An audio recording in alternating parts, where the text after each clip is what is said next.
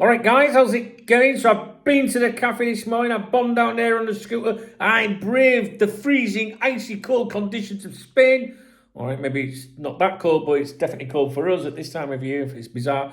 I made it. I made it to the cafe. I had a couple of cups of coffee, and I reviewed today's Spanish football dailies for you. What I can tell you straight away is if you don't have much time and you're here to see if there's anything to do with Trent, no, nothing specifically to do with Trent today. Real Madrid won last night. Okay, but you might find some things in this update of interest, you might not. But if you're here just for Trent stuff, there's nothing in the Spanish media today about Trent. Marca dominated by Real Madrid's Kings Cup victory. These are my notes. Real Madrid's dramatic Kings Cup win over Celta Vigo takes centre stage in this update. The Spanish Giants were 2-0 up with just 7 minutes to go, but Celta, playing without my boy Iago Aspas, levelled the match with a goal on 83 minutes and a penalty in the 90 plus 1 minute. The comeback forced extra time, but Real Madrid rallied and emerged as 5-2 winners. If that had been a league game, right? Because I put the game on and I didn't really know it was a cup game. I wasn't paying attention. I was streaming on here, and I was like, oh fucking hell, it's 2-2. There's going to be hell on tomorrow, and I was like, it's a cup game. You know what I mean? So, and Real Madrid did, come out as winners. But I think if it had been a league game, I think we'd have seen Trent all over the papers again today.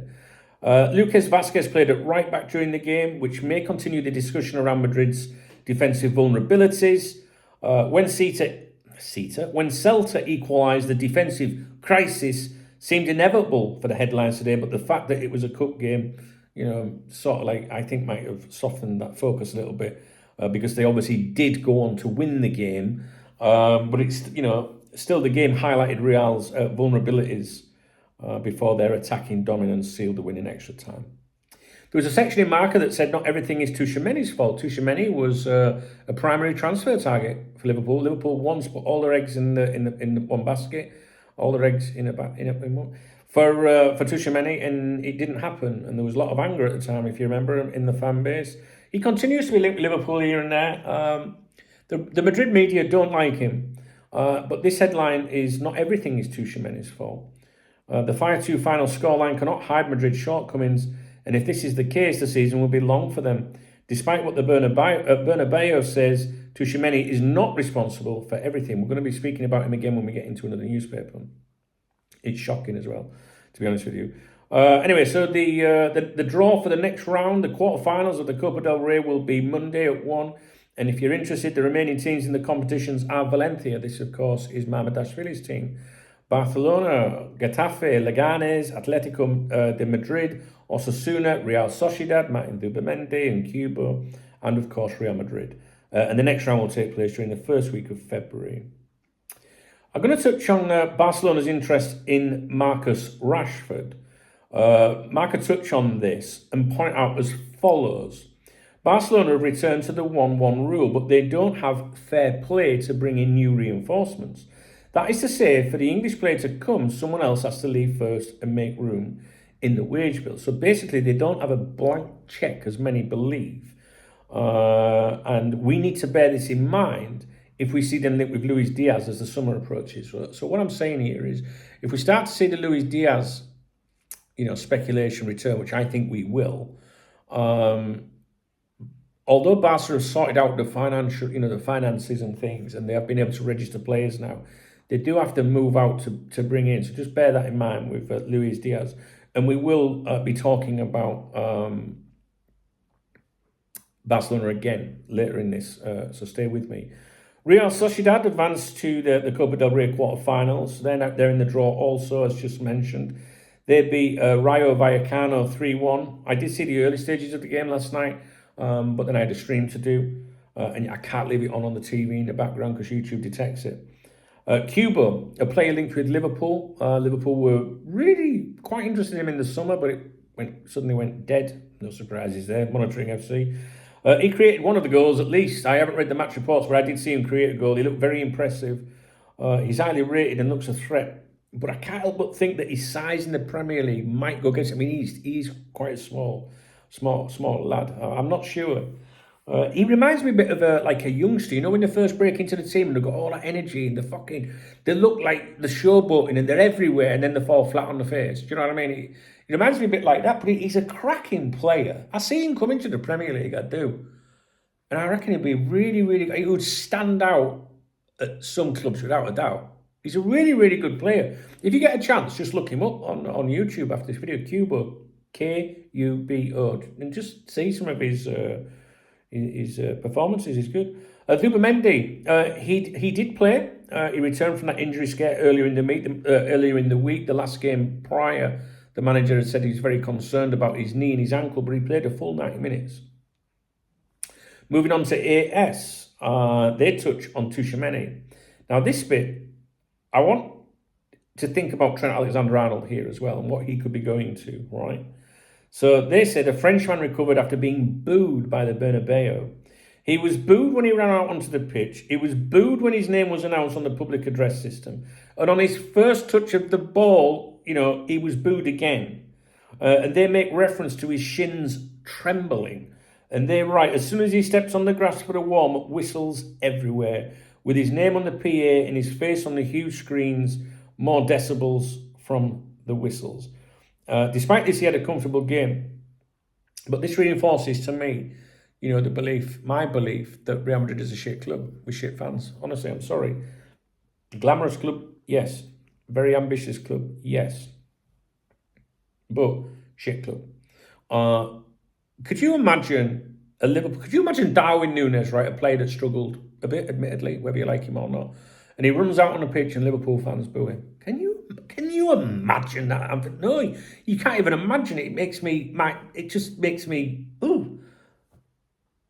And then, you know, reading out the players' names, you know, and then Darwin Núñez, ooh, that is shocking, isn't it? And then when he touched his own fans, and he hasn't been playing atrocious anyway. Ancelotti thinks he's great. He's been used in different positions.